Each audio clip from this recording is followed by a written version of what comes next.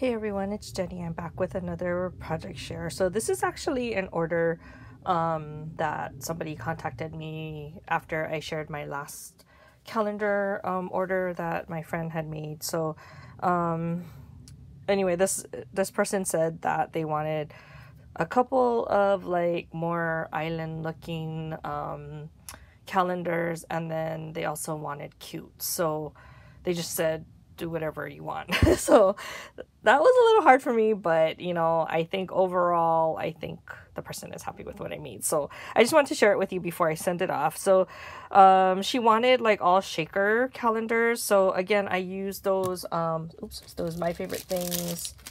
It comes like this, and it's already like a A2 size.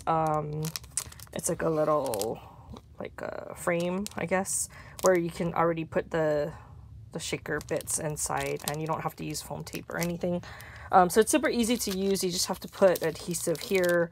It comes in packs of 10. I think I bought like 100 when it was on sale over the summer to get ready for craft fairs, which never happened. So I mean, I can still save it for next year, but I just wanted to kind of use them up because it's a lot easier to use than to actually make the, what is it called, using the foam tape. So along with that, you can use this die set.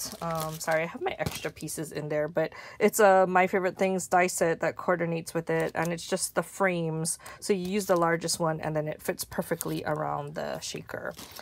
So it makes it like super fast to put together. So this is the first one.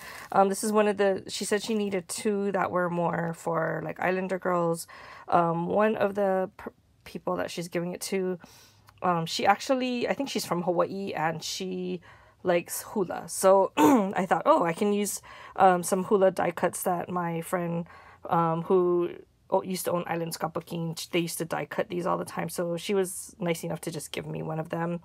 And then I had die cut a bunch of like Hawaiian looking plants, dyes like leaves and flowers and stuff like that a while back, and so I had some extra, so I just slapped it on here, and I used the same type of Monstera leaf paper as the background. And then this is a cut file from my Silhouette Studio.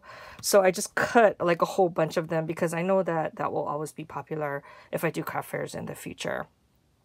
So because it was more like Hawaiian, which is more like earthy kind of tones, I decided to use like a brown frame and some gold, just to kind of highlight the calendar part of it. And then the inside shaker bits, I just used these seed beads and the micro beads in like golds and browns.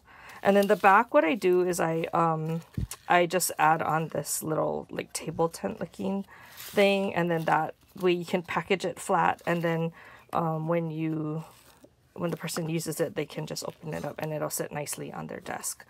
So that's the first one that I came up with. And then the second one she told me was more for like someone who's more girly. So I decided to use more flowers in this one. So I have had some leftover Plumeria paper in pink, so I used that along with the same Monstera leaves, just colored in the lighter green. And then these are some Plumeria die cuts from Island Scrapbooking that I had left over. And then this is actually some thickers that I just purchased recently, but the gold kind of matched, so I decided to use that here. And then the shaker bits, I used a lot of gold, white, and pink to kind of match the background. And then same thing, I used that table tent method. So those are the two main ones. She actually had requested a certain type, and then the rest were just like whatever I wanted. So because I had cut up a bunch of those rainbows when I was working on my silhouette for my other friend's order, I had die cut a bunch of them, so I just decided to use one of them on this particular order. And I used like a muted grayish background because I felt like the rainbow stood out better. It had more pop if you use that kind. And then these are the shaker bits, are the iridescent looking ones. I really like that look. And then I just mounted it on the purple. And then on the back, I actually covered the back with the table tent style on the back. Okay, so that's that one. And then I did do a fox. I had these foxes die cut from summertime or at the beginning of COVID, and so I thought it was super cute. And then I just added like a little flower in the hair. And then this is like old, I don't know if it's like Doodlebug paper or Lawn Fawn paper. But I really like this colors. I think that they go well together, which is like the orange and the teal and the green. So that's another one. And I told her if she didn't like it, she could tell me and I could I could give her other options, but she said she liked them all. So here's a Doodlebug cupcake. This is actually again from my silhouette. And I had showed you in another post all of the cupcakes that I had die cut, but this one I actually added the sprinkles to the top. And because this paper is very busy, I just added more like silver colored sprinkles so it wouldn't like compete with the background too much. And then I just used the pink and turquoise for the background, and then same on the back. This one is a little bit different. I wasn't sure if she would like this one or not because it wasn't as cutesy. But I figured if she didn't like it, I know a coworker who likes butterflies, so I thought that I could just give it to her if the person who's ordering didn't like it. So this is actually a old, I think it's a paper tray ink die, and I had done a bunch of these shakers to kind of get ready for craft fair season during the summer. And this one was a little bit challenging because of the word blessed. It wasn't as easy to put together as I thought it would be. And even though I die cut it with the foam so that it was the same shape, even though you die cut it that way, it doesn't keep that form because it's foam, so it kind of moves around. So lining it up with the outline was kind of hard. I didn't.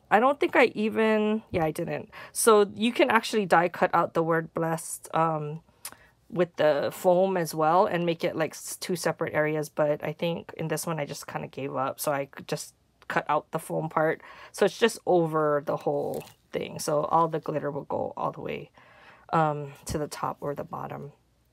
Anyway, so I used the same type of glitter on the inside of the shaker along with some teal and green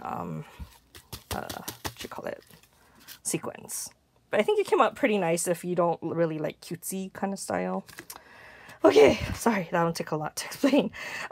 This is another die cut that I had worked on during COVID, and so these unicorns are super popular. They're really, really cute. I think I saw them from Erica originally, and I got them like a couple years ago. But every time I make them, they always sell out. So, but they're very time consuming to make because it's a lot of small little pieces that you have to die cut. So I just usually mass produce them, and that way I have them ready to go. Because I can't, during craft fair season, I can't really be like sitting there die cutting out eyelashes. So the more that I can do ahead of time, the better. So anyway, I thought this paper was really sweet and kind of matched the unicorn since I had her in lavender. So I used that paper, and then I just accented it with a few of those little flowers. And then again, it's a shaker. So the shaker is mostly like lavenders and pinks and iridescent.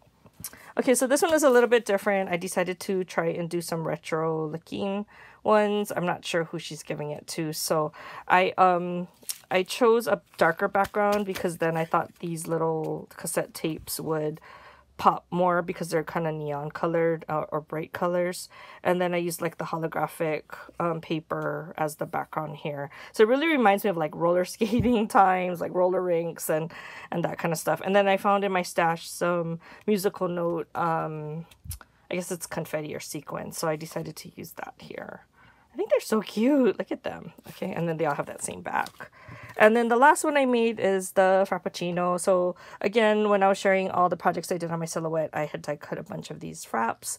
And, you know, I just wanted to use it because I thought it was so cute. So this is also on Doodlebug paper. And then I just created a sequin mix that kind of matched all of the colors in the dots. So anyway, I hope she likes it. And I'm going to now package them up and ship them off so that hopefully it gets to her before Christmas so that she can then distribute it to whoever she's going to be giving it to. I do have one more to make for her, and I just have to finish that off so that I can send her another package. But I wanted to send these off because I knew that these were more for gifts. So I didn't want to hold up that part while I'm waiting to make the last one. So anyway, that is my project share for today. I wanted to get all of this done this week, so hopefully I can get it in the mail tomorrow so that she can have it soon. But other than that, I will talk to you guys in the next video. Bye!